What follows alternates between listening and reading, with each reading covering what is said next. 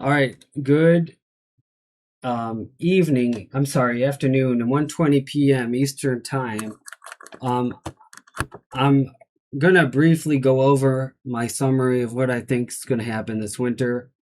So we have a subtropical jet, nor'easter storm track, Midwest storm track, El Nino looking very strong, Modiki, which is a central based El Nino. Um, We have potentially a negative NAO, negative VPO winter, which would provide more evidence and support for a cold winter.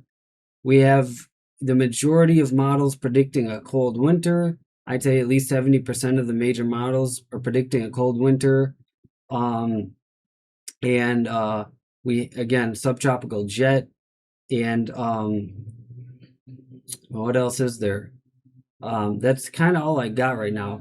The reason why I did this update in this style is because there's not a lot of new information out, so I'm kind of just going with the flow here. So basically, that's what I have to give you in terms of just putting it out there. What's going to happen this winter? I have a lot of confidence in it.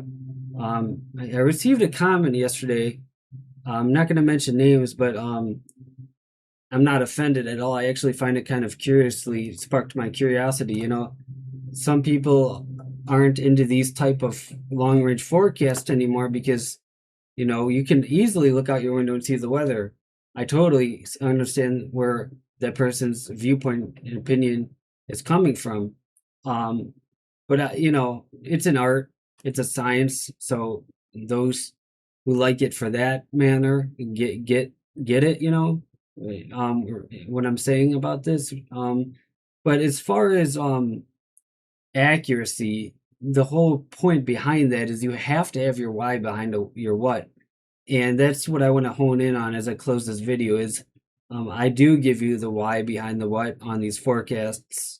So there's merit to them. There's some weight behind them because I'm always giving you my why behind my what on my forecasts, especially winter long range. So yeah, I totally get that perspective that it is almost uh, um, not not inconsequential, not a guessing game, but it's kind of like why get my hopes up for a cold winter because um, it might not be cold. No, I get that. Like I'm still at that point more so when I was younger, but now that I forecast more than I watch weather, I'm still at that point where if there's a forecast for a cold winter and we get a warm winter, I'm really, really in a sad state.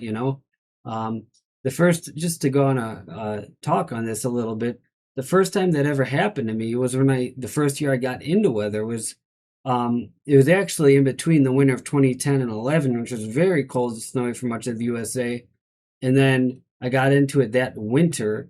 And then the following winter, I made my first winter forecast on YouTube, and it ended up being predicting this very cold winter by many people. And it turned out very warm. So, things like that happen. I get it. I get the whole emotional standpoint and kind of weight that this field carries. And I'm not here to discredit your emotions and say that that I don't care because I care only about the science and my art. And no, I totally can respect and see where you're coming from because myself, I love cold winters. And if we get a forecast of a cold winter and then we end up with a warm winter, I'm bummed. So that's kind of why I'm very precise about wanting to give the most accurate forecast I can give is because I'd rather give the right forecast even if it was a warm winter, you know what I'm saying? Rather than tell you it's going to be cold when I know it's not.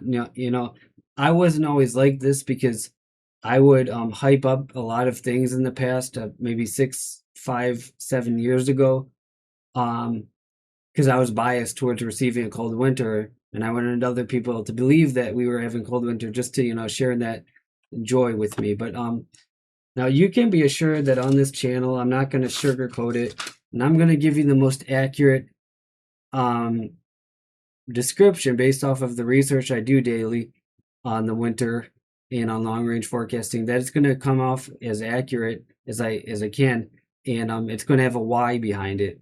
It's going to have evidence behind what I believe, and anyone who's getting into this, even if it's just for hobby's sake, um, always have a why behind your what. Tyler's World of Weather, checking out. Have a great day. Thank you.